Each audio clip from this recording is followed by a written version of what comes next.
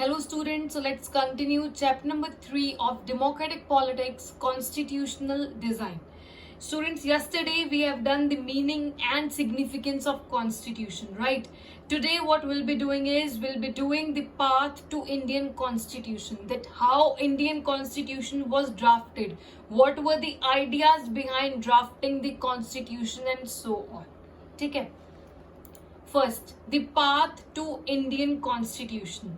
Despite all the difficulties that were faced in making Indian constitution, there was one big advantage for the makers. Despite all the difficulties that were there behind making Indian constitution, or that were faced by the constitution makers, like diverse people are having different opinions, then religious differences, separation of India into small princely states, anxieties of constitutional makers. So इन सारी problems के बजाय एक big advantage भी था India को, एक big advantage भी था कॉन्स्टिट्यूशनल मेकर्स को. ठीक है, अब वो एडवांटेज क्या है जरा देखते हैं. They did not have to make a consensus about what democratic India should look like. Consensus means agreement. South Africa की तरह इंडिया में कंसेंसस नहीं बनाया गया, एक डमी वर्जन नहीं बनाया गया, क्योंकि हमें हमारे ऑब्जेक्टिव्स ऑलरेडी पता थे. साउथ अफ्रीका में कोई अलग सिचुएशन थी और इंडिया की सिचुएशन अलग थी. इंडिया जो प्रॉब्लम से डील कर चुकी थी, इंडिया को पता था कि उसको क्या क्या एम्स, कौन कौन से ऑब्जेक्टिव्स अचीव करने हैं, जबकि साउथ अफ्रीका में ये सिचुएशन नहीं थी. तो हमारे को एक बिग एडवांटेज हुआ. ये डिफिकल्टीज होने के बावजूद भी क्या एडवांटेज था, हमको एक डमी वर्जन नहीं बनाना पड़ा. हमको हमारे ऑब्जेक्टिव्स पता थे कि हमें ये अचीव करने हैं, हमें इस चीजों पे ध्यान देना है. ठीक है, पहला ऑब्जेक्टिव क्या था? Liberating ourselves from foreign rule. हमको फॉरेन रूल से, फॉरेन प्रेशर से फ्रीडम चाहिए था. ये आप सबको पता है. स्टार्टिंग से ही हमारा मेन एम क्या रहा है कि हमें अपने आप को फ्री करना है, लिबरेट करना है फ्रॉम द फॉरेन रूल. और सेकेंड ऑब्जेक्टिव क्या है? Rejuvenating the feeling of nationalism. सबकी देखो हमारे अंदर नेशनलिज्म की फीलिंग्स जनरेट हो, हमारे अंदर यूनिटी जनरेट हो कि हाँ, हमको एक as a country, as a whole लेके चलना है, ना कि हमको सेपरेट हो जाना है. देखो, सभी के ओपिनियंस में डिफरेंसेस होते हैं, वो अब भी हैं, वो बाद में भी आएंगे. हर इंसान सेम नहीं सोच सकता. तो अभी के लिए हमारे मेन ऑब्जेक्टिव्स यही दो थे उस टाइम पे, कि अपनी कंट्री को लिबरेट करना है फॉरेन रूल से, फॉरेन प्रेशर से, ब्रिटिशर्स के प्रेशर से, और दूसरा क्या है? नेशनलिज्म की फीलिंग्स को जनरेट, रिजुविनेट करना. तो ये हमको एक बिग एडवांटेज था कि हमें अपने एम्स पता थे कि हमें क्या क्या अपने ऑब्जेक्टिव्स को अचीव करना है. ठीक है, जबकि साउथ अफ्रीका में ये सिचुएशन नहीं थी. तो ये जो भी सारी डिफिकल्टीज हमने फेस की, उन डिफिकल्टीज के बावजूद एक बड़ा एडवांटेज इंडियन कॉन्स्टिट्यूशनल मेकर्स को था. और वो क्या था कि हमको एक डमी वर्जन नहीं बनाना पड़ा. क्यों? क्योंकि हमको अपने ऑब्जेक्टिव्स ऑलरेडी पता थे, हमारे माइंड में ऑलरेडी सेट थे that we have to achieve these two main objectives only. जो ओपिनियंस हैं वो लोगों के डिफरेंट होते हैं. हम, मेरे ओपिनियन डिफरेंट है, आपके ओपिनियन डिफरेंट है. हम 2020 में आ गए हैं, अब भी हम सबके ओपिनियन डिफरेंट है. कई हैं जो हमारी गवर्नमेंट को सपोर्ट करते हैं, कई हमारी गवर्नमेंट को सपोर्ट नहीं करते हैं. ठीक है, तो ये प्रॉब्लम तो कभी भी सॉल्व नहीं हो सकती है, राइट? चलो अब देखते हैं एक्चुअल पाथ. स्टार्ट कहां से हुआ, क्या क्या आइडियाज थे, क्या क्या ऑब्जेक्टिव्स थे, इस सब के बारे में पढ़ते हैं. 1928 Motilal Nehru and 8 other leaders drafted a constitution. Motilal Nehru, you all know, father of Jawaharlal Nehru, who was the first prime minister of India. Jawaharlal Nehru, right? Okay, Motilal Nehru and 8 other Congress leaders ने Indian Constitution already draft कर दिया था. एक roughly version already ready कर लिया था. कब? 1928 में, कि किस तरह से हमारा कॉन्स्टिट्यूशन बनने वाला है, क्या क्या ऑब्जेक्टिव्स हमको मेन सेट करने हैं, ये सब वो बना के पहले से ही रेडी थे. एक रफ वर्जन वो बना के रेडी थे. Motilal Nehru and 8 other leaders. 1931, a resolution was passed in Karachi session of INC. एक डिसीजन या एक रेजोल्यूशन को पास किया गया in Karachi session of Indian National Congress. INC मतलब इंडियन नेशनल कांग्रेस, जहां बताया कि हमारे एम्स क्या है या फिर इंडियन कॉन्स्टिट्यूशन में क्या क्या चीजें इंक्लूड होंगी. तो एक डिसीजन पास किया गया जहां पे बताया गया कि हम क्या क्या चीजें इंक्लूड करने वाले हैं, हमारे क्या क्या ऑब्जेक्टिव्स होने वाले हैं. Now I know you must be very curious क्या क्या ऑब्जेक्टिव्स हमको अचीव करने हैं, और वो ये थर्ड पॉइंट में लिखा है. Universal franchise, right to freedom and equality and protection of rights of minorities should be included. इन सब चीजों को इंक्लूड करा गया. ये सारे हमारे ऑब्जेक्टिव्स थे. उन ऑब्जेक्टिव्स को इंक्लूड करके जो हमारे पहले 2 ऑब्जेक्टिव्स थे, इन चीजों को भी, इन राइट्स को भी इंक्लूड किया गया कॉन्स्टिट्यूशन में. Fourth point, the familiarity of Indian leaders with political institution of colonial rule came to be very useful for India. अच्छा, कई इंडियंस बहुत फेमिलियर थे with the political institution of British rule. ठीक है, British rule के time पे जो political institution उस टाइम पे था उससे बहुत ज्यादा फेमिलियर थे, और इस फेमिलियरिटी से इंडिया को एक्सपीरियंस मिला. ब्रिटिश रूल से ही इंडियन लीडर्स बहुत फेमिलियर होते गए लेजिस्लेचर से, एग्जीक्यूटिव से, जिससे उनको एक्सपीरियंस मिला, और वो इस एक्सपीरियंस का फायदा इंडिया के कॉन्स्टिट्यूशन बनाने में लगाने लगे. समझ आ गया? उनको बहुत ज्यादा एक्सपीरियंस डिराइव हुआ फ्रॉम दी, क्योंकि वो उनको बहुत फेमिलियर, वो बहुत अच्छे से उनको नॉलेज थी कि किस तरह से ब्रिटिश रूल में लेजिस्लेचर, एग्जीक्यूटिव किस तरह से वहां पे वर्क करता है, किस तरह से वहां पे फंक्शन करता है, और उन्होंने ये एक्सपीरियंस इंडियन कॉन्स्टिट्यूशन को बनाते टाइम पे यूज में लिया. ठीक है. Good points of all constitution including government of India act 1935. Indian constitution took all the good points from different constitution. Our leaders were inspired by the ideals of French Revolution, जो हमको बताता है freedom, equality, fraternity के बारे में. Then they have also learned from Russian Revolution, जिसने हमें socialism का concept बताया, जिसमें society जो supreme authority मानी जाएगी. फिर USA से हमने rights, जो फंडामेंटल राइट्स है, उनको लिया गया, और एक इंपॉर्टेंट सोर्स है गवर्नमेंट ऑफ इंडिया एक्ट 1935. जो डिफिकल्टीज दूसरी कंट्रीज को हुई कॉन्स्टिट्यूशन बनाते टाइम पे, हमने उनसे लर्न किया और उनकी अच्छी अच्छी बातें अपने कॉन्स्टिट्यूशन में इनकॉर्पोरेट कर ली, रैंसैक कर ली. ठीक है, तो ये 5 पॉइंट्स आई थिंक आपको क्लियर होंगे. 1928 में एक रफली version Motilal Nehru and other 8 leaders ने बना के तैयार कर लिया था. 1931 में एक डिसीजन पास हुआ, एक रेजोल्यूशन पास हुआ, जिसमें ये डिसाइड किया गया कि क्या क्या चीजें हमारे कॉन्स्टिट्यूशन में इंक्लूड की जाएंगी. ठीक है, कौन कौन सी चीजें इंक्लूड की गई? यूनिवर्सल फ्रेंचाइजी का कंसेप्ट इंक्लूड किया गया, right to freedom and equality and protection of right to minorities की राइट्स को प्रोटेक्ट करना है, ये कुछ चीजें इंक्लूड की गई in the constitution. The familiarity of Indian leaders, बहुत ज्यादा फेमिलियर थे, बहुत ज्यादा उनको अच्छी नॉलेज थी regarding the political institution of colonial rule, British rule के पॉलिटिकल इंस्टीट्यूशन की रिगार्डिंग, और उससे उन्होंने जो एक्सपीरियंस डिराइव किया, वो एक्सपीरियंस को इन्होंने कॉन्स्टिट्यूशन, इंडिया का कॉन्स्टिट्यूशन बनाते टाइम पे लगाया. Good points of all constitution, इसके अलावा हमारे इंडियन कॉन्स्टिट्यूशन में इंक्लूडिंग गवर्नमेंट ऑफ इंडिया 1935, सारे अदर कॉन्स्टिट्यूशन से हमने अच्छी अच्छी बातें इनकॉर्पोरेट कर ली. जो डिफिकल्टीज उनको आई, हमने उन सारी प्रॉब्लम्स को अच्छे से देखा, और हमने ये इंश्योर किया कि इंडिया में हमको हर एक चीज की अच्छी अच्छी चीजें, जैसे हमने फ्रेंच रेवोल्यूशन से लिया, रशियन रेवोल्यूशन से लिया, यूएसए से लिया, ऐसे ही हर एक कॉन्स्टिट्यूशन का, हर एक कंट्री का अलग अलग जो भी उनका ऑब्जेक्टिव थे, उनको हमने अच्छे से देखा, उनके एम्स देखे, उनके ऑब्जेक्टिव्स देखे, और फिर हमने उनको अपने कॉन्स्टिट्यूशन में इनकॉर्पोरेट किया.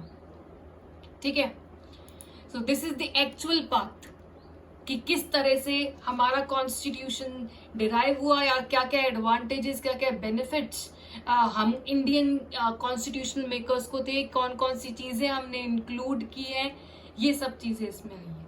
समझ आ गया? अब क्वेश्चन आता है कि उस टाइम पे हमें चलो पता चल गया कि एक्चुअल पाथ क्या है. उस टाइम पे कॉन्स्टिट्यूशन मेकर्स कौन थे, किन्होंने कॉन्स्टिट्यूशन बनाया, राइट? यही क्वेश्चन है ना कि कौन कौन से, किन किन लोगों ने कॉन्स्टिट्यूशन बनाया, ये क्वेश्चन है. चलो इसी को देखते हैं. The constituent assembly. Constituent assembly, the drafting, constituent assembly का पहले मीनिंग करते हैं फिर इसको अच्छे समझेंगे, ठीक है। The drafting of constitution was done by an assembly of elected representatives called constituent assembly. Constitution को draft, constitution को adopt किसने किया? एक ग्रुप ऑफ इलेक्टेड रिप्रेजेंटेटिव्स ने किया, और उस ग्रुप को क्या बोला गया है?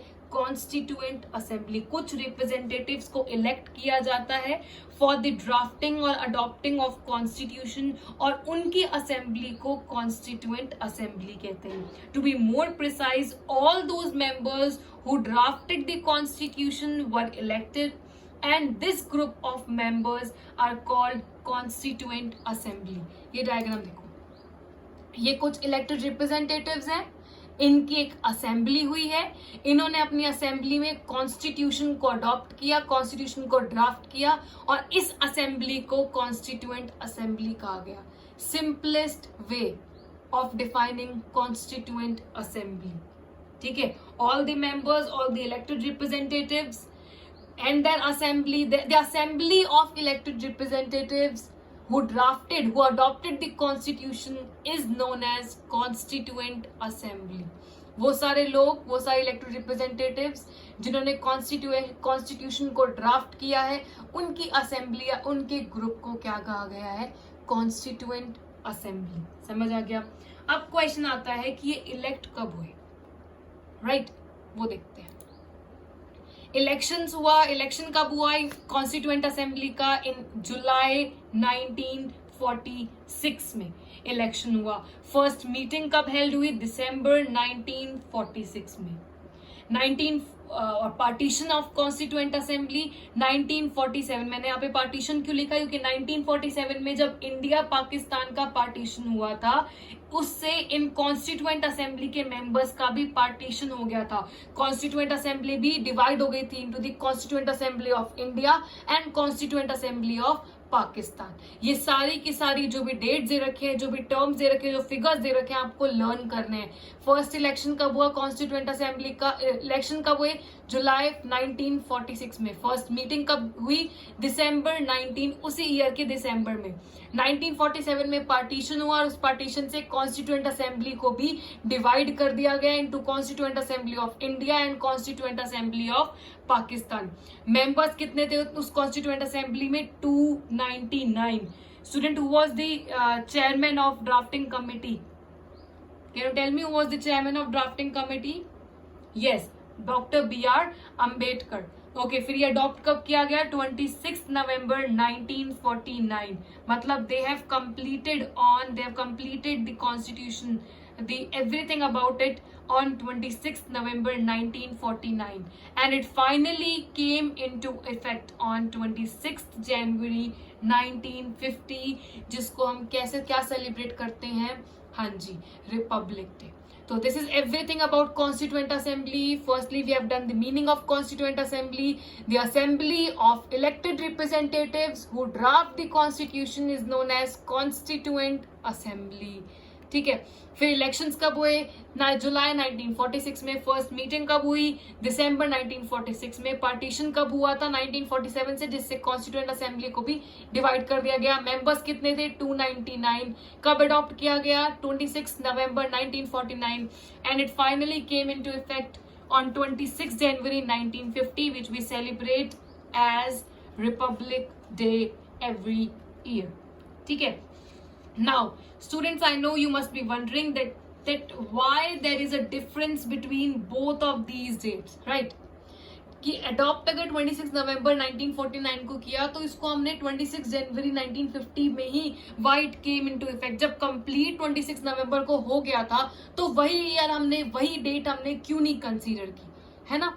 ये क्वेश्चन है। चलो, in your 8th class we all have studied that 26 January 1930, क्या बोला मैंने? 26 January 1930 was considered as the first Independence Day. हमने पहले क्या कहा था? 8th में पढ़ा है हमने, 26 जनवरी 1930 को फर्स्ट इंडिपेंडेंस डे मनाया जाता था, right? But Later on, August 15, 1947 was declared as an Independence Day. उसके बाद जब एक्चुअल में हमको ब्रिटिश रूल से फ्रीडम मिला तो हमने उस डेट को चेंज करके 15 अगस्त 1947 को हमने क्या बना दिया, इंडिपेंडेंस डे. पहले इंडिपेंडेंस डे कौन सा था, 26 जनवरी 1930. ठीक है. Now, the Indian leaders observed January 26 to be a date which can never be forgotten. So, just to mark this date as an important event, January 26, 1950 would be considered as a Republic Day for India. हम 26 नवंबर 1949 को क्यों नहीं Republic day कहते, हम 26 जनवरी 1950 को क्यों Republic day कहते हैं? पहले 26 जनवरी 1930 को इंडिपेंडेंस डे सेलिब्रेट किया जाता था, उसके बाद 15 अगस्त 1947 को मनाया गया. अब उस डेट को कुछ इम्पोर्टेंस देने के लिए उस डेट को, कि हम उस डेट को भूले ना कि जब हम पहले अपना इंडिपेंडेंस डे मनाते थे, उस डेट को इम्पोर्टेंस देने के लिए हमने क्या करा, 26 जनवरी 1950 26 जनवरी 1930 को अपन बनाते थे और उसी डेट को इम्पोर्टेंस देने के लिए हमने 26 जनवरी 1950 को कंसीडर किया गया और इस डेट को हमने रिपब्लिक डे सेलिब्रेट करना स्टार्ट किया इस डेट से. समझ आ गया? इसीलिए इन दोनों डेट्स में डिफरेंस है कि हमने तभी जब हमने अडॉप्ट किया था तभी हम उसी डेट को हम रिपब्लिक डे क्यों नहीं सेलिब्रेट करते, हम इस डेट को क्यों सेलिब्रेट करते हैं. Just to mark, just to show the importance of the date 26 January, ये डेट को, ये इसको बहुत इम्पोर्टेंस देने के लिए कि हम इस डेट को भूले ना, इसीलिए इस डेट को कंसीडर किया गया और इस डेट पे हम रिपब्लिक डे सेलिब्रेट करते हैं. समझ आ गया? अच्छा, अब क्वेश्चन आता है, why should we accept the constitution made by this assembly more than 50 years ago? हम मॉडर्न हैं, ठीक है, हमारे अलग अप्रोच है, हमारा अलग माइंडसेट है, तो हम उस कॉन्स्टिट्यूशन को एक्सेप्ट क्यों करें जो 50 साल पहले बना हुआ था.